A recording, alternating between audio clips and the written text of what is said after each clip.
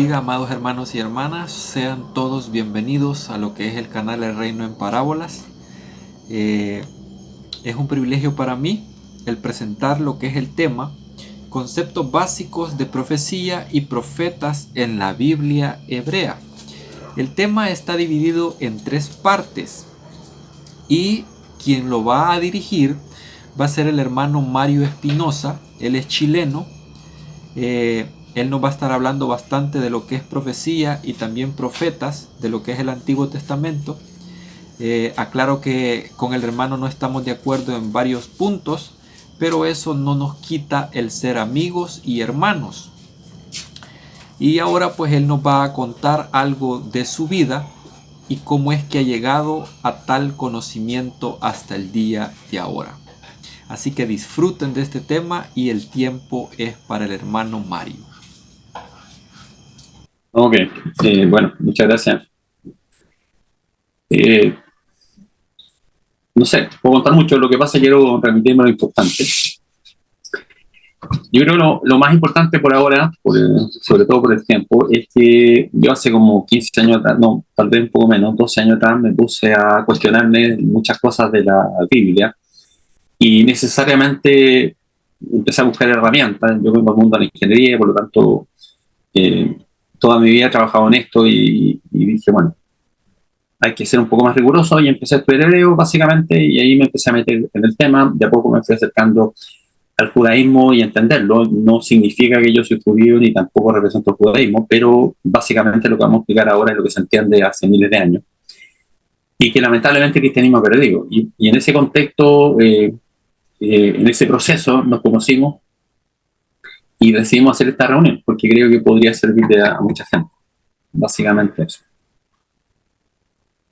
El hermano pues nos visita en el canal desde allá desde Chile y él pues próximamente va a tener un canal llamado Bendita confusión. Bendita Confusión, me dijo, se me olvida. Bendita Confusión, y yo espero ya ese canal porque yo sé que él sabe bastantes cosas de lo que es el mundo hebreo y pues en este momento pues le vamos a dar el tiempo a él para que pueda explicarnos con respecto al tema, ¿verdad? Así que el tiempo es suyo, hermano. Perfecto. Y bueno, una aclaración, yo no soy cristiano, eso no significa que esté en contra del cristianismo ni mucho menos, pero no soy cristiano, por lo tanto yo no tengo una mirada de hace mucho tiempo, una mirada de una religión determinada, simplemente leo y trato de entender lo que dice la Biblia. Ahora, si ustedes creen o no creen lo que dice la Biblia, no es tema, aquí vamos a leer, vamos a traducir, vamos a entender, vamos a buscar la lógica y entendiendo que existe Dios y que Dios entregó esta escritura, bueno, cuáles son los sentidos de este escrito. Digamos. No vamos a interpretar, vamos a tratar de leer y de ir viendo el camino de cosas incluso que son históricas, entre comillas históricas, entendiendo que esto ocurrió, pero también nos vamos a hacer la historia que está documentada. Por lo tanto, aquí lo importante es entender que no estamos partiendo de las creencias. Entonces, primero que todo, bueno, bienvenidos, o yo en particular, quiero que se sientan bienvenidos. Aquí dice Perujín, Jabalín, Dejol, Javelín, perdón. O sea, bienvenidos todos los amigos, porque todos somos amigos independientemente de que hacemos los demás. Y como expliqué en otros videos, Perujín, Jabalín significa bendito el que viene. O sea, el entendimiento hebreo parte desde incluso de dar la bienvenida, tiene que ver con Dios. No es que yo dé la bienvenida, sino bendito el que viene en el nombre de Dios. Porque además hay una cosa re importante.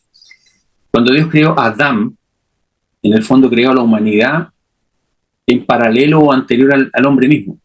Por lo tanto, para Dios todos somos uno. Somos una humanidad. Amén. Por eso que eso de criticarnos y todo ese tipo de cosas es como criticar en el fondo la creación. Eso es criticar directamente a Dios.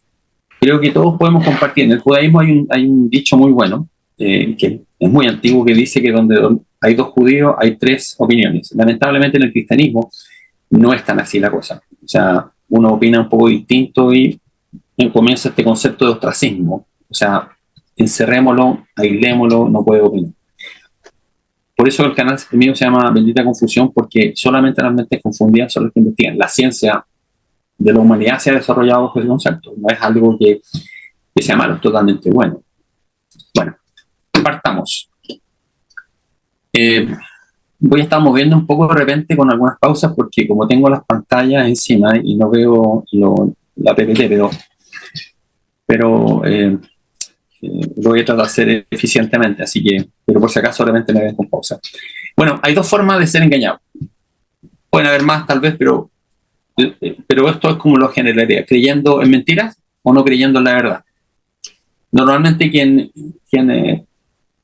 se aferra a las creencias comete un error porque además piensa que las creencias son argumentos, y los argumentos no son creencias, y los argumentos no son pruebas. Entonces uno tiene que hacer una escala lógica de sustentarse bajo pruebas. El versículo que está acá es Isaías 48:17, que todos ven, dice: así ha dicho Jehová, Redentor tuyo, el Santo de Israel, yo Jehová Dios, científica, tuyo, que te enseña provechosamente y te encamina por el camino que andas. O sea, aquí Dios se está presentando nuevamente, está diciendo qué es lo que hace, y lo hace para tu bien. De partida, siempre Dios hace las cosas para bien, y te encamina por el camino que tú andas, por tu camino. De hecho, el término que se traduce malmente como la ley judía es alajá, y alajá es el término que es la misma palabra que es que Enoc caminó con Dios. ¿Ok? Porque la palabra derek es camino, pero el caminar, el acto de caminar es el que se entiende en el concepto de la alajá, de cómo yo camino con Dios. Entonces aquí la palabra es enseñar provechosamente, tiene que ver exactamente con lo que vamos a ver, que tiene que ver con profecía, porque la profecía es una instrucción de Dios, es una enseñanza de Dios y que tiene muchas aristas. La profecía no es, bajo ningún punto de vista, eso es absolutamente un error, pensar que es escatológica. Siempre. Viene a ser Torah, hermano. Es que la Torah es la enseñanza, claro, pero Dios se revela para dar instrucciones a los profetas, y esas instrucciones quedaron escritas, y algunas no. De hecho, en los textos hebreos se estima más o menos que en el proceso hubo prácticamente 5 millones de profetas. O sea, que Dios le habló a ellos. Y ahora vamos a explicar de qué se trata esto. Perdón, me pareció una... Bueno, primero, ¿qué es lo que vamos a tratar de llegar como objetivo? A entregar los conceptos básicos de profecía y profetas en la Biblia hebrea, que es la Biblia fuente, ¿ok? Querámoslo o no. Muchas veces yo he visto que la gente comete errores de decir, esta palabra en griego es esta, o significa esto, pero perdón, dije en griego, ¿no? No, esta palabra en hebreo dice así, pero en griego dice así, y parten desde el griego en adelante, sin considerar lo que en su origen se trata esa palabra. Y se basa mucho en el griego, como que fuera un idioma como que anula el otro. No entiendo mucho por qué lo hacen, pero lo hacen mucho así. Bueno, existen dos palabras que tienen que ver con el contexto profecía, que una es esta, es Naví, que es el profeta en sí mismo, es el personaje, y lo que él recibe es un Nabá, es una profecía. ¿Ok? Luego, las formas de recibir esa profecía existen muchas, desde lo más conocido por la gente, que son visiones, sueños, interpretación, cara a cara, como en el caso de Moisés. Pero también se van a encontrar con la sorpresa de que existen muchas formas de profetizar, incluso con el nombre de la persona. ¿Ok? Bueno, Naví y Nabá son dos cosas que, dos términos que obviamente es la misma raíz, es la misma palabra, pero que uno apuntan al profeta y el otro a la profecía, al mensaje. ¿Y por qué debemos distinguir las dos cosas? Eso también lo vamos a explicar. Amós, un profeta de los menores, está como en la mitad del proceso bíblico, hace una reflexión y dice que Dios no va a hacer nada sin revelar su plan a sus siervos los profetas. O sea, más allá de que nos concentremos en sus siervos los profetas, que es importante porque de esto estamos hablando, es que dice que no va a hacer nada. Y no va a hacer nada significa que nos va a instruir permanentemente de lo que va haciendo. Ahora, eso no significa que está improvisando, que también hay un texto que dice claramente que Dios no improvisa. Por lo tanto, eso de que en algún momento en el Nuevo Testamento vino alguien a cambiar los planes de Dios, o que existe un personaje medio, ¿cómo se llama?, medio demoníaco que cambia los planes de Dios, eso no existe en la Biblia hebrea, eso es un invento del cristianismo. Bueno, entonces, primero Amós nos dice aquello, y después en la Biblia, sin perjuicio que hay falsos profetas, Ezequiel nos advierte que hay de los profetas insensatos o torpes que inventan profecías.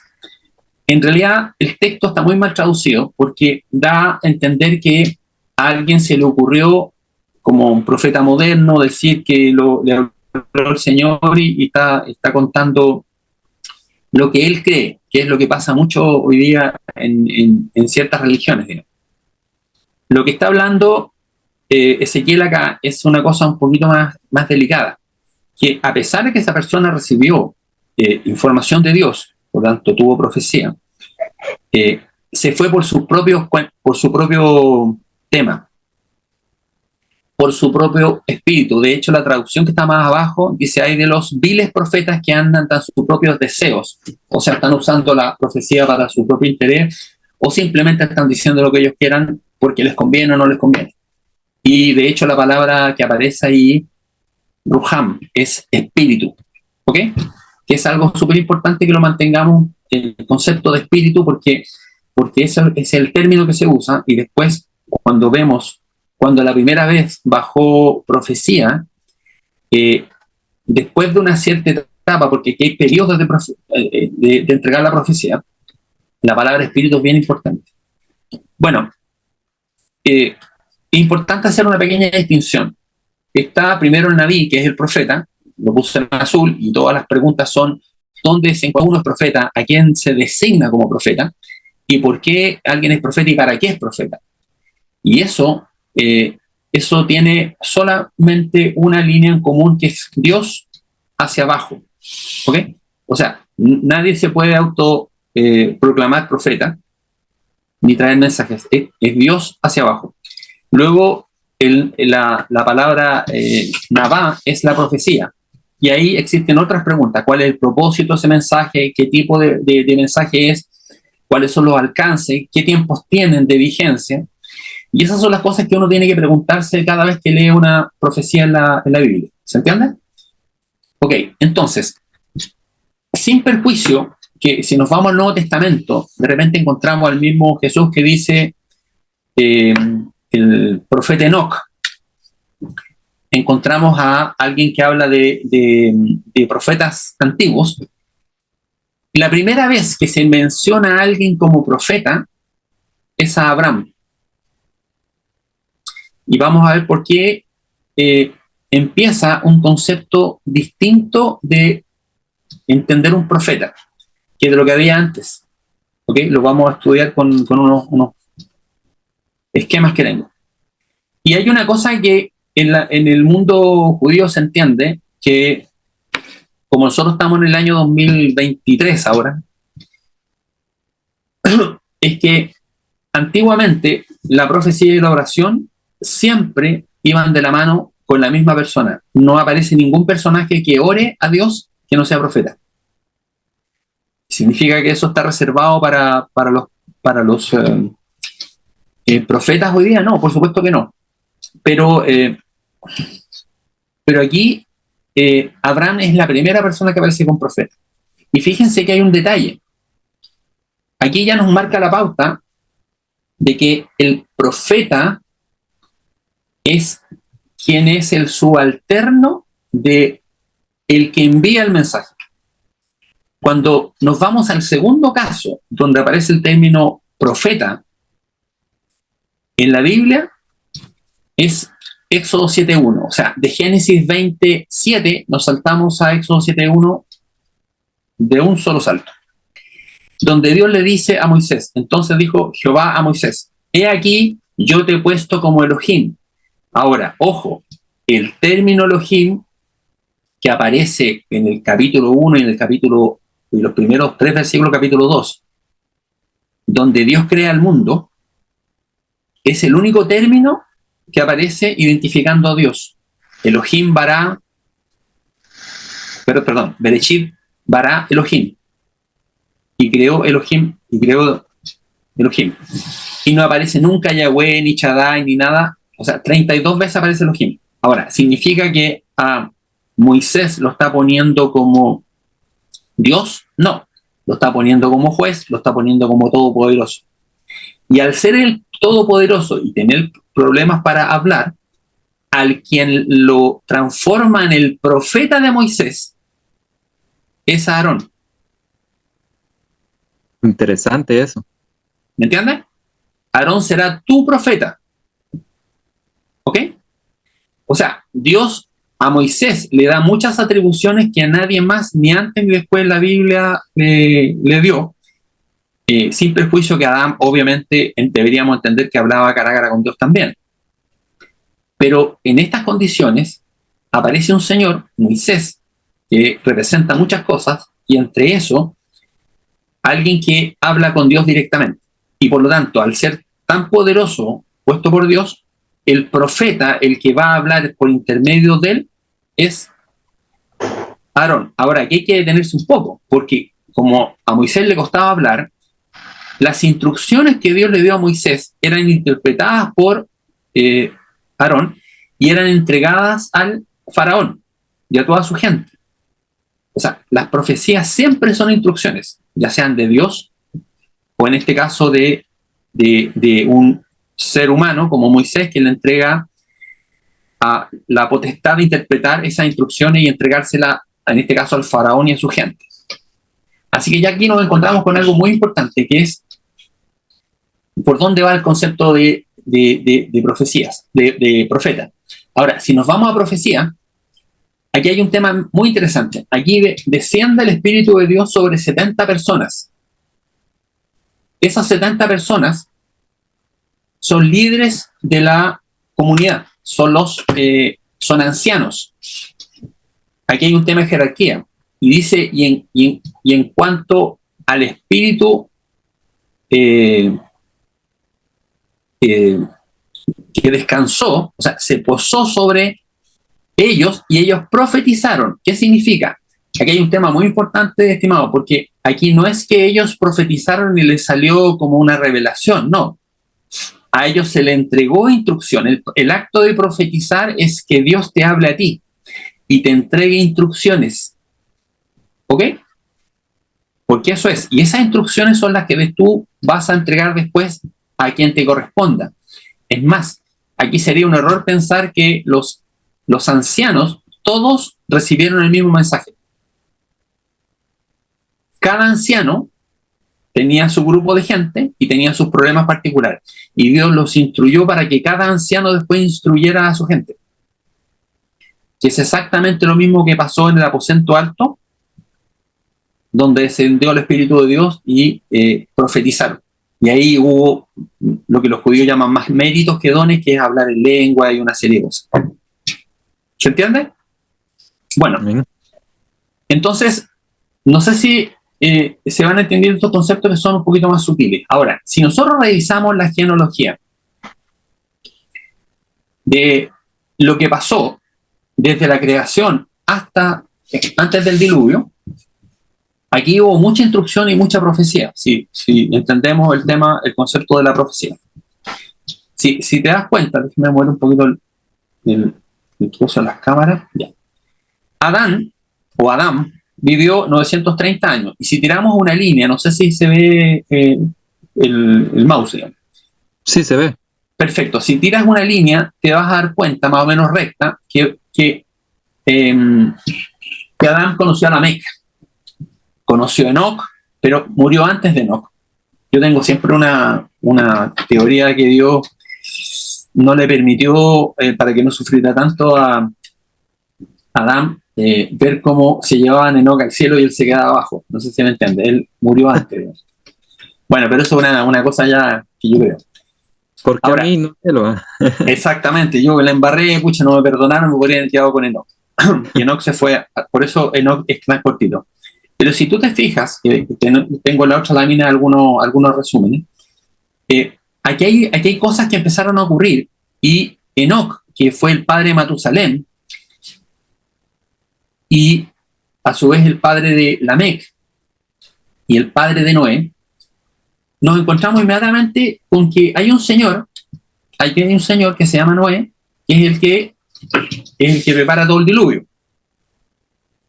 Pero ¿sabía Lamec eso? ¿O solamente vamos a creer que cuando Dios le dijo a Noé, tú vas a encargarte de esto?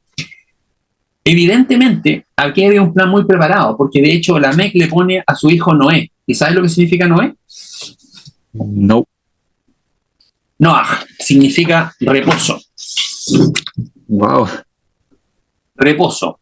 Y de hecho el texto no termina en ponerle reposo. El texto dice, le llamaremos Noé, reposo, Noah, porque él nos traerá reposo de la maldición que Dios le dio al Adamá, que es la tierra suelo, no es la tierra planeta. Por lo tanto, Lamec ya sabía que Noé iba a tener una misión de traer reposo. Ahora, en el contexto hebreo se entiende Noah como un reposo no completo. ¿Ok? Sin perjuicio que Shabbat no significa reposo, significa sentarse, incluso viene del término shevet, que significa literalmente sentarse, como también se puede entender por silla, porque en el hebreo el sustantivo y el verbo es lo mismo. Entonces, Dios cuando creó el séptimo día e hizo Shabbat, significa, no es que hizo sábado, ojo, por ningún motivo, lo que hizo fue detenerse. Se sentó, literalmente, que es una forma, es un hebraísmo de decir, se detuvo. ¿Ok? Detenerse. Ahora, reposar es Noah, pero ese Noah iba a traer un reposo temporal, un reposo que se iba a dar por un momento de un quiebre en la humanidad, porque estaba toda corrompida y por lo tanto había que alguien poner un reposo. Pero Noé se llamó Noé no porque se puso Noé, su padre Lamec lo puso, y Matusalén se llamó Matusalén porque Enoc le puso Matusalén. Y Matusalén significa, tiene que ver con el arco también, con que una vez que la flecha en el fondo se dispara y llega a su blanco, algo va a ocurrir. Entonces, no es accidente que primero nace Sem 100 años antes, que Noé pasa al otro lado, pero que Matusalén muere exactamente el año del diluvio. Porque dentro de la profecía hebrea dice que Matusalén cuando iba a morir, iba a ocurrir la profecía. Matusalén muere en el mismo año. Y en textos hebreos dice que murió la semana anterior. Por lo tanto, ya parte de la instrucción de Dios estaba con Lamec, con Matusalén, de aquello. De hecho, Lamec, que es el hijo de Matusalén, muere 5 años antes. ¿Ok? Entonces, si hacemos un resumen, vemos la posta, esa posta que hacen los que corren posta, digamos, que le van pasando ese palo, digamos. No sé si llamarle palo, pero bueno, se le llama posta. Donde Adán, si nos fijamos en el esquema, Adán conoció a Dios y conoció el paraíso, o el Edén. Salió junto con Eva y son los únicos que estuvieron en el Edén. Por lo tanto, esa información solamente la conocían ellos. Es evidente que esa información, por último, por copuchar, como decimos nosotros, se la transmitió a los demás. Noé, Sem y el resto de la familia pasan al diluvio, por lo tanto le cuentan y traen información que les contó Adán a su familia y les contó y al mismo tiempo lo que ellos conocieron antes del diluvio. Pasan a una tierra posterior al diluvio. O sea, posterior al diluvio, solamente habían 8 personas que sabían cómo era el mundo antes del diluvio. podríamos decir que ahí eso significa profetizar también. Es que profetizar significa, perdón, dime. O sea que transmitieron lo que ellos ya habían conocido antes, eso significa exactamente. Profetizar, claro, significa que Dios en el fondo se comunica con el hombre. A ver, te lo voy a hacer fácil. Es extremadamente fácil, pero muy difícil de entender para el cristianismo. Profetizar significa que Dios habla contigo. Oración, que tú quieres hablar con Dios. No puede ser más fácil. Ahora, ¿por qué Dios quiere hablar contigo? Porque quiere entregarte instrucciones. Dios no necesita preguntarte cómo estás, porque Él sabe cómo estás. Cuando Él pregunta, o Él preguntó, ¿dónde estás? Esa pregunta no es que Dios estaba preguntando al hombre en qué árbol estás escondido o en qué parte te escondiste, no. Esa pregunta, me voy a, entre comillas, salir un poquito del tema. Esa pregunta era para ver si el hombre sabía dónde estaba. ¿En qué condición estaba? ¿Sabes por qué se sabe? Porque el hombre le contesta en lo que nosotros podríamos entender como futuro, pero es un tiempo imperfecto, continuo, que siempre lo va a hacer. Dios le contesta casi con una insolencia si tú no entiendes hebreo. La mujer que tú me diste, ¿ok? Me dio de comer y todo el texto, y llega a la última frase, y comeré. No le dice y comí. Porque Adán había entendido, o el hombre había entendido perfectamente, la mujer también le contesta igual, había entendido perfectamente que su condición era que ya estaba contaminado con ese virus y por lo tanto iba a seguir comiendo. Por lo tanto, la pregunta de Dios, ¿y dónde estás?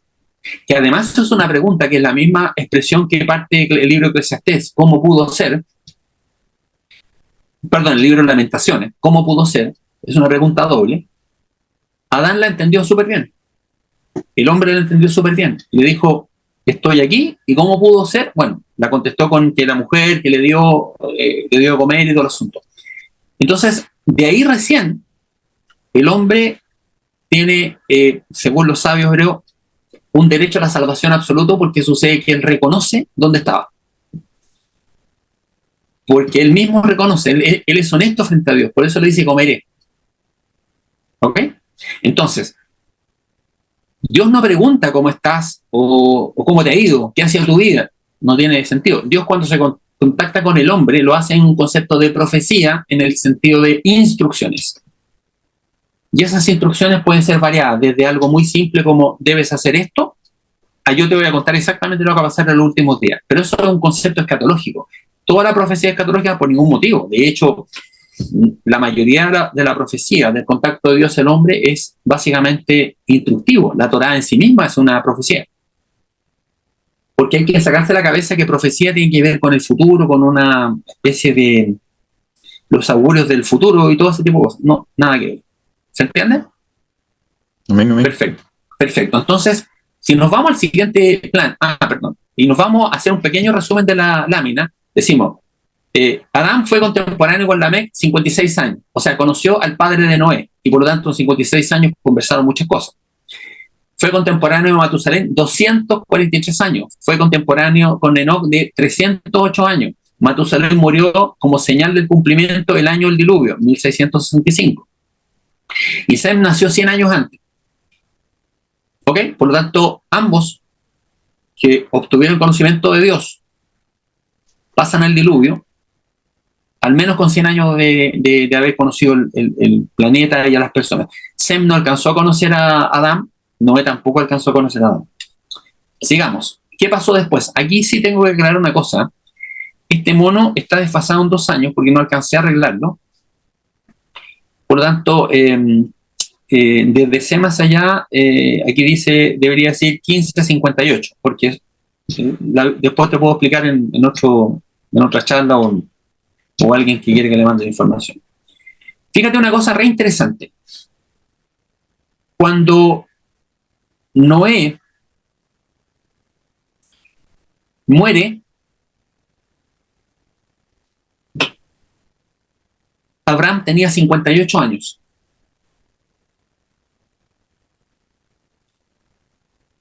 Y la pregunta del millón, ¿quién muere primero, Sem o Abraham? Sem, Abraham. Pues se podría decir que Sem. Sí, pero Sem muere 33 años después que Abraham. Mira, te lo voy a resumir aquí más fácil. Dice, Taré murió 73 años antes que Sem. Abraham murió 33 años antes que Sem. Abraham tenía 58 años cuando murió Noé. Isaac tenía 108 años cuando murió Sem. Jacob tenía 38 años cuando murió Sem. Es evidente que Noé y Sem le entregan la posta a Abraham. Es más, en textos hebreos dice que Sem, antiguos, dice que Sem creó una yeshiva, eso significa una escuela, y que tanto Isaac como Jacob estuvieron en la escuela. Fueron instruidos por Sem. ¿Ok? Créelo o no, pero eso es lo que dice un texto hebreo tan antiguo como la Biblia. Entonces, si Dios se preocupa de que una vez que el hombre peca, anterior también le dio instrucciones, pero después de que el hombre peca, de darle permanentemente instrucciones, y ese concepto se llama profecía. El dar las instrucciones se llama profecía. ¿Entiendes? Que tienen que ver con un montón de cosas. Ahora, la forma de la profecía fue cambiando. De un cara a cara pasó a ser una cosa audible, de repente visiones. Incluso te puedo contar que el primero, a ver, voy a volver para que no se confunda la gente. El primero que tuvo sueños fue Jacob.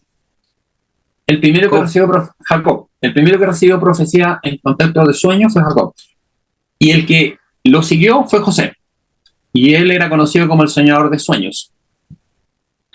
Y de hecho hay una profecía muy interesante, que cuando José le dice a los hermanos y a su padre, le dice que había soñado que habían 2 estrellas y 2 espigas, pero cuando dijo la estrella, dijo que el sol, la luna y 2 estrellas se inclinaban hacia él.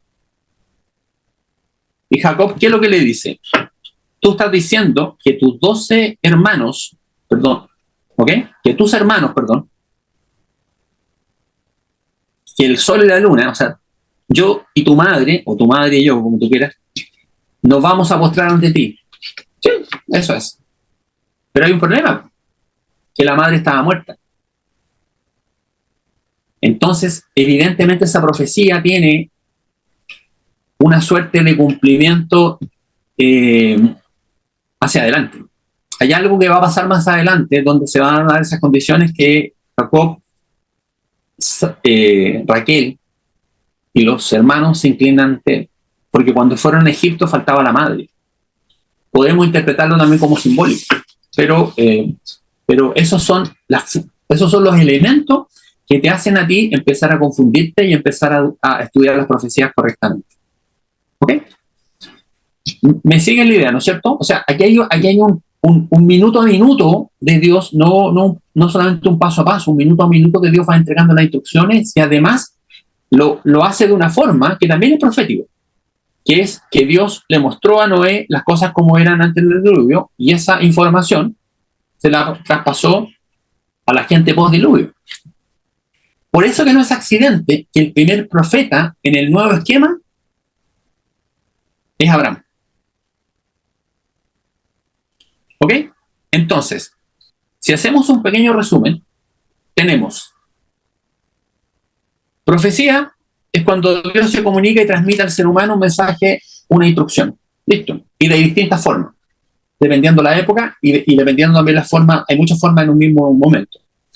Luego, oración es cuando el hombre quiere hablar con Dios. Entonces, ¿qué es lo que entrega Dios? Instrucciones, enseñanzas, advertencias, correcciones, avisos, mensajes escatológicos como tiempos finales.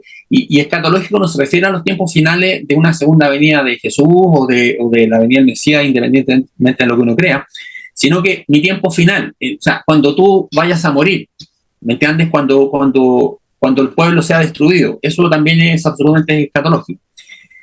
Y también Dios hace preguntas, pero no las preguntas de cómo estás, cómo andas, cómo ha estado tu vida, sino le hace preguntas al hombre como la que te acabo de mencionar, para que Dios entienda, para que el hombre